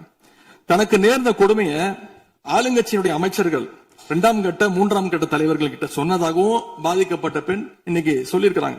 ஆனா நடந்தது என்ன? யார் தப்பு பண்ணாலும் நடவடிக்கை எடுக்க தயங்க மாட்டேன்னு சொன்னார் நம்முடைய முதலமைச்சர். ஆனா இந்த சம்பவத்துல குற்றம் சாட்டப்பட்டுள்ள சட்டமன்ற உறுப்பினர் மேல என்ன நடவடிக்கை எடுத்தாங்கன்னு தெரியல. அதுக்கு மாறா பாதிக்கப்பட்ட பெண்ணை கட்சியிலிருந்து நீக்கி இருக்கீங்க. இதுக்கு பேர் தான் மாற்றமா? இதுக்கு பேர் தான் தூய சக்தியா அப்படின்னு மக்கள் கேட்கிறாங்க. முதலமைச்சர் அவர்களே, மாண்பு பேரவைத் தலைவர் அவர்களே, நம்முடைய முதலமைச்சர் அவர்கள் 6 மாசம் டைம் எடுத்துட்டு வந்து சட்டம் ஒழுங்க நிலைநாட்டுற வரைக்கும் நாங்க காத்துக்கிட்டு இருக்க முடியாது, நாடும் தாங்காது. இதை பத்தி கேள்வி எழுப்பினா கூட காவல்துறைக்கு பொறுப்பு வைக்கக்கூடிய முதலமைச்சர் எதுவும் பேச மாட்டேங்கிறார். To remain silent in the face of evil is itself evil அப்படின்னு ஒரு பழமொழி உண்டு. அது யாருக்கு பொருந்ததோ இல்லையோ இந்த அரசுக்கு சரியாக பொருந்தது. ஆகவே முதல் வேலையா சட்டம் ஒழுங்கை காப்பாற்றுறதுக்கு முக்கியத்துவம் கொடுத்து இந்த அரசு நடவடிக்கை எடுக்கணும்னு கேட்டுக்கொள்கிறேன். மாண்புமிகு எதிர்கட்சி தலைவர் அவர்கள் ஆளுநர் உரைக்கு நன்றி தெரிவித்து ஆளுநர் உரை பற்றி பேசுவார் என்று உங்களைப் போல நான் ஆர்வமாக எதிர்பார்த்துக் கொண்டிருக்கிறேன். ஆதாரம் இல்லாமல் குற்றச்சாட்டுகளை தவிர்க்க வேண்டும் என்று நான் கேட்டிருக்கிறேன். நீங்கள் கொடுத்திருக்கிற அந்த ஆதாரங்களை எல்லாம் உன்னிப்பாக மாண்புமிகு முதலமைச்சர் கவனித்துக் கொண்டுதான் இருக்கிறார், குறிப்பீடு எடுத்துக் கொண்டிருக்கிறார். அவர் நாளை உங்களுக்கென்று நமக்கென்று அவர் பதிலளிக்கவும் காத்திருக்கிறார். எனவே பொத்தாம் பொதுவாக குற்றச்சாட்டுகளை கூறுவதை விடுத்துவிட்டு நேரடியாக விவாதத்திற்கு வரும்போது மாண்புமிகு பொதுப்பணித்துறை அமைச்சர்கள் பதில் சொன்ன பிறகு நான் சொல்கிறேன். பொதுப்பணித்துறை அமைச்சர் அவர்கள். மாண்புமிகு பேரவைத் தலைவர்களே, உறுதியாக சட்டமன்ற உறுப்பினர்கள் எதிர்க்கட்சித் தலைவருடைய அனைத்து கருத்துகளுக்கும் மாண்புமிகு முதலமைச்சர் அவர்கள் நாளைக்கு பதில் சொல்ல போறாரு. அதற்கு முன்பு ஒரே ஒரு குறிப்பு. ஏன்னா போன ஆட்சியில துணை முதலமைச்சரா எதிர்க்கட்சித் தலைவர் இருந்தாரு. அவருக்கு ஒரு பதிவு பண்றேன். வேணாலும் இதை இந்த அவை முடிந்த பிறகு அவரே ஆராய்ந்து சொல்லட்டும். As per the NCRP report for 2024, the number of the crimes against children reported in the state increased by the more than 40% in 2024, with 10,046 cases registered compared to 6,968 cases in 2023. அன்றைக்கு திராவிட முன்னேற்ற கழகத்துடைய முதலமைச்சராக இருந்த திரு மு க ஸ்டாலின் அவர்களுடைய ஆட்சியில், நீங்கள் டெப்டி சிஎம்மாக இருந்த ஆட்சியில் 2023 இருந்து 2024க்குள் ஒரு வருடத்தில் 40% போஸ்கோ ஆக்ட், அதாவது குழந்தைகளுக்கு பாதிப்பு ஏற்பட்டது. யாரோட அறிக்கைன்னா NCRP. இதற்கு முக்கிய காரணம் ட்ரக்ஸ். 6 வருடங்களுக்கு முன்பு ட்ரக்ஸ் தமிழ்நாட்டில் கிடையாது, இது எல்லோருக்கும் தெரியும். ஆனால் இந்த 5 வருடத்தில் ட்ரக்ஸுக்கான பிரச்சனைகளை எத்தனை முறை ரிவ்யூ மீட்டிங் போட்டு சரி செய்யப்பட்டது. அன்று டெப்டி சிஎம் இருந்தவர் இந்த 40% கிட்டத்தட்ட 6,968 இருந்து 10,046 காசா இன்கிரீஸ் ஆயிருக்கு. உங்களுடைய ஆட்சியில எந்த நேரத்தில் டெப்டி சிஎம் இருந்து இந்த போஸ்கோ வழக்குகளை நீங்கள் ரிவ்யூ மீட்டிங் பண்ணி குறைச்சீர்கள்? நாங்கள் இந்த 40 நாள்ல கடுமையாக ரிஃபார்ம்ஸ் பண்ணிட்டு இருக்காரு எங்களுடைய முதலமைச்சர். ஒட்டுமொத்த காவல்துறை ரிஃபார்ம்ஸ் ஒர்க் நடந்துட்டு இருக்கு. அதுல சிங்கப்படைன்னு ஒரு கேலி கிண்டல் பேசுற மாதிரி பேசிட்டு இருக்கீங்க. அதுக்கான ரிஃபார்ம்ஸ் பண்றதுக்கு என்ன டைமோ அந்த டைம் எடுத்துட்டு ஒர்க் பண்ணிட்டு இருக்கோம். காவல்துறையுடைய ஒட்டுமொத்த ட்ரக்ஸ் இஷ்யூ கடந்த 5 வருடங்களாக நீங்க சரி செய்யல. அந்த ட்ரக்ஸ் எதிர்கொள்றவங்க தான் ரேப் பண்ணப்படுறாங்க. நீங்க சொல்றீங்க தமிழக வெற்றி கழகத்தோட ஆளுங்கட்சின்னு. திராவிட முன்னேற்ற கழகத்துல எத்தனை பேர் 2 வயசு குழந்தைகளை ரேப் பண்ண திராவிட முன்னேற்ற கழகம் ஆதாரம் இல்லாம நீங்களும் ஆதாரம் இல்லாம சொல்லக்கூடாது. ஆதாரம் இருக்கு. பேரை சொல்லுங்க, ஊரை சொல்லுங்க, எந்த வழக்கு போலீஸ் ஸ்டேஷன் சொல்லுங்க. நீங்க சொல்லக்கூடாது. பேரவைத் தலைவர்களே, ஆதாரத்தை நாளைக்கே நான் சப்மிட் பண்றேன். நாளைக்கே சப்மிட் பண்றோம். அதாவது நாங்கள் பதிவு பண்ணுவது, நாங்கள் என்ன இல்ல நான் பேசி முடிச்சிடுறேன். நாங்க பேசி முடிச்சிடுறோம். அதுக்கப்புறம் கருத்து சொல்ல. அதாவது ஒரு கட்சியில நான் பேசி முடிச்சிடுறேன். ஒரு கட்சியில கோடான கோடி மெம்பர்ஸ் இருப்பாங்க. 1 கோடி பேர், அவங்க 2 கோடி பேர் சொல்லுவாங்க. நாங்க அது மாதிரி 1 கோடி பேர் 2 கோடி பேர் சொல்லுவோம். அதுல சில பேர் செய்யக்கூடிய தவறுகளை உடனடியாக கவனித்து வரும் பொழுது யாரெல்லாம் தவறு உடனடியாக கைது செய்யப்பட்டிருக்காங்க. இது திமுக, அதிமுக மித்த கட்சி பிரச்சனைகள் கிடையாது. எந்த நபர் தவறு செய்தாலும் கட்சியின் அடிப்படையில் எந்த சட்டம் ஒழுங்கு கிடையாது. எங்களுடைய மாண்புமிகு முதலமைச்சருடைய தலைமையில் சட்டம் ஒழுங்கு நேர்மையான முறையில் மாற்றப்பட்டிருக்கு, கட்சிக்கு அப்பாற்பட்டு. இதை நாங்கள் பதிவு செய்கிறோம். அதனால மாண்புமிகு துணை முதலமைச்சர் அவர்கள் எந்த அளவுக்கு போஸ்கோ கேஸும் ட்ரக்ஸோட இஷ்யூஸும் 2021-26 அதிகமாகிறத உங்களுடைய ஆய்வை நீங்கள் மேற்கொள்ளுங்கள், எழுதி வைத்துக் கொள்ளுங்கள். 6 மாதத்துக்குள் சட்டம் ஒழுங்கு இந்தியாவில் எந்த அளவிற்கு ஒரு உதாரணமாக இருக்குமோ பெண் பாதுகாப்புக்கும் குழந்தைகள் பாதுகாப்புக்கும் ஒரு நேர்மையான ஆட்சியை எங்கள் தலைவர் கொடுப்பாருங்க நாங்கள் பதிவு பண்றோம். மாண்புமிகு எதிர்க்கட்சி தலைவர் அவர்கள் சொல்லிட்டேங்க. சொல்லியாச்சு, ஏற்கனவே சொல்லியாச்சு. பேரவைத் தலைவர்களே, ரிஃபார்ம் பண்ணிட்டு இருக்கீங்கன்னு சொல்றீங்க, பண்ணுங்க.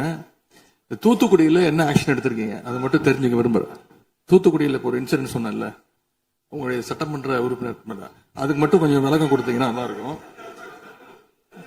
அதே போல தமிழ்நாட்டுக்கு வர வேண்டிய மிகப்பெரிய தொழில் முதலீடுகள் எல்லாம் இன்னைக்கு பக்கத்து மாநிலங்களுக்கு போகிறதாக பத்திரிகையிலையும் மேகசின்ஸ்லயும் தொடர்ந்து செய்திகள் வந்துட்டு இருக்கு. தொழில்துறை கைடன்ஸ் தமிழ்நாடு அமைப்புகள்ல முந்தைய ஆட்சியில் இருந்தக்கூடிய அதிகாரிகளை திடீர்னு மாத்தினதும் ஒரு தவறான முடிவுன்னு நாங்க கருதுறோம். இதனால தமிழ்நாடு பாதிக்கப்பட்டிருக்கு அப்படின்னு பத்திரிகைகளை தொடர்ந்து அறிக்கைகள்லாம் வந்துட்டு இருக்கு.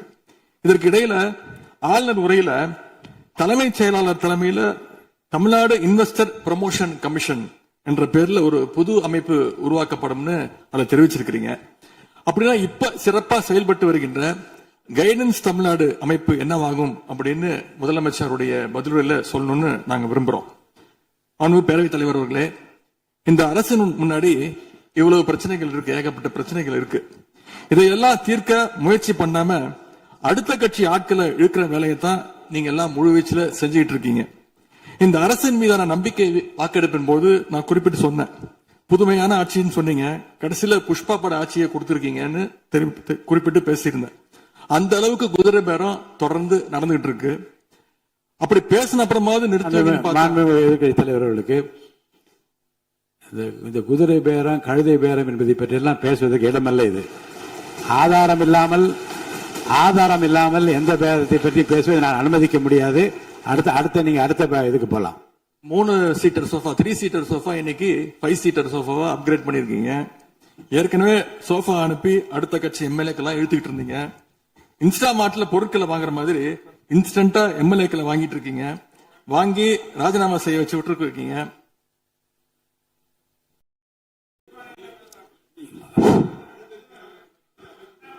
இல்ல நான் என்ன சொல்றேன், எந்த பேரத்தையும் பற்றி இங்க பேச அனுமதி கிடையாதுன்னு தான் நான் சொல்றேன். நீங்க உதாரணம் சொல்லுங்க, திடீர்னு எடுத்த உடனே குதிரை பேரம் சொல்லுவது, அப்புறம் இன்னொரு பேரம் என்று சொல்லி மாண்புமிகு உறுப்பினர் வந்து சோஃபான்னு சொல்றாரு. நான் என்ன சொல்றேன்னா, எதையும் சொல்லுவதற்கு இந்த அவைக்கு உரிமை உண்டு. ஆனால் சொல்லுவதிலே உண்மை இருக்க வேண்டும். உண்மைக்கு மாறான தகவல்களுக்கு இங்க இடமில்லை. ஏன்னா அர்த்தம் இருக்குல்ல. இப்ப நீங்க ஏதோ ஒரு அர்த்தம் உள்நோக்கத்தோடு சொல்லப்படுற, நீங்க சோஃபா இந்த சோஃபா என்று சொல்வதற்கு நீங்க ஒரு உள் அர்த்தத்தோடு ஒரு வார்த்தையை சொல்லுகின்றீர்கள், நகைத்தும் கொள்ளுகிறீர்கள். அப்ப மக்கள் அதை பற்றி என்ன நினைப்பார்கள்? சற்று விளக்கமாக ஆதாரம் இல்லாமல் சொல்லப்படுகிற எந்த வார்த்தைக்கும் எந்த குறிப்புக்கும் இங்க இடமில்லை. மாண்புமிகு எதிர்க்கட்சி தலைவர், நீங்க தொடர்ந்து பேசலாம். ஊழல் சக்தின்னு சொல்லிட்டு அதே எம்எல்ஏக்களுக்கு இன்னைக்கு ஒரு மச்சத்தை மட்டும் வச்சுட்டு இன்னைக்கு தூய சக்தியா நீங்க மாத்திட்டீங்க. அதனால எங்களுடைய தலைவர் சமீபத்தில் சொன்னாரு, தீர்ந்து போன சக்திகள்கிட்ட திருடுற அளவுக்கு காஞ்சி போன சக்தியா இன்னைக்கு இந்த ஆட்சியாளர்கள் இருக்கிறாங்க. ஆகவே இந்த குற்றச்சாட்டுகளுக்கு முதலமைச்சர் அவர்கள் தன்னுடைய பதிலுரையில அவர் விளக்கம் அளிப்பார்னு நாங்க நம்புறோம். முக்கியமா இந்த ஆள் பிடிக்கிற வேலையை நிப்பாட்டிட்டு இனியாவது ஆட்சி நிர்வாகத்துல நீங்க கான்சென்ட்ரேட் பண்ணுங்கன்னு உங்களை எல்லாம் கேட்டுக்கிறேன். பேரவைத் தலைவர் அவர்களே, உங்களுடைய தேர்தல் முக்கியமான வாக்குறுதிகள், படிச்சு வேலை இல்லாத இளைஞர்கள் அவங்களுக்கு எல்லாம் 4500 ரூபாய் மாசம் 4500 ரூபாய் தருவேன்னு சொல்லியிருக்கிறீங்க. அது சீக்கிரம் 6 மாசத்துல கொடுங்க. மகளிருக்கு நீங்க சொன்ன உரிமை தொகை மாதம் 2500 ரூபாய் உரிமை தொகை, வருஷத்துக்கு 6 கேஸ் சிலிண்டர், தாய்மாமன் சீர், இதெல்லாம் 6 மாசத்துல கொடுப்பீங்கன்னு நான் நம்புறோம். எல்லாம் எப்படி கொடுக்க போறீங்க அப்படின்னு ஒரு டைம் லைனை முதலமைச்சர் தன்னுடைய பதிலுரையில சொல்லணும்னு கேட்டுக்கிறோம். அதேபோல் சட்டம் ஒழுங்கு சீர்கேடு, மின்வெட்டு, விவசாயிகள் பிரச்சனை ஆகியவற்றில் முதலமைச்சர் அவர்கள் தலையிட்டு உடனடியாக ஒரு தீர்வு காண வேண்டும். ஆளுநர் உரையில இதற்கான விளக்கம் இல்லாததால முதலமைச்சருடைய பதிலுரையாவது இதெல்லாம் இருக்கும்னு நாங்க எதிர்பார்க்கிறோம். இப்ப நான் கேட்டதுக்கெல்லாம் வழக்கம் போல பழக்க தோஷத்துல எல்லாத்துக்குமே திமுக தான் காரணம்னு எங்க மேல பழிய தூக்கி போடாம தப்பிச்சுக்காம தீர்வை நோக்கியதா முதலமைச்சருடைய பதில் இருக்கணும்னு நான் விரும்பி கேட்டுக்கொள்கின்றேன். ஆளுநர் உரையில இருமொழி கொள்கை, மாநில உரிமை, சமூக நீதி, மகளிர் முன்னேற்றம்னு திமுக சொன்னதையே ப்ளூ பிரிண்டா ஃபாலோ பண்ணி இந்த அரசுடைய கொள்கை முடிவுகளா அறிவிச்சிருக்கிறீங்க. இதை நாங்க வரவேற்கிறோம். மற்றபடி ஆளுநர் உரையில தமிழ்நாட்டுடைய வளர்ச்சிக்கான ரோடு மேப் எதுவும் இல்லைன்னு கூறிக்கொண்டு முழுக்க முதலமைச்சருடைய புகழுரையாகத்தான் இந்த ஆளுநரை அமைஞ்சிருக்குன்னு சொல்லி வாய்ப்புக்கு நன்றி கூறி விடைபெறுகின்றேன். நன்றி, வணக்கம். பேரவையின் இந்திய நிகழ்ச்சிகள் இத்துடன் முடிவுற்றன. மாண்புமிகு பள்ளிக் கல்வித்துறை அமைச்சர் பேசுங்க. ஐயா, மாண்புமிகு பேரவைத் தலைவர் அவர்களே, பேசுங்க. மாண்புமிகு பள்ளிக் கல்வித்துறை அமைச்சர் பேசுங்க. உட்கார். மாண்புமிகு பேரவைத் தலைவர் அவர்களே, ஒரு செய்தி விளம்பரத்துறை அமைச்சர் என்ற முறையில்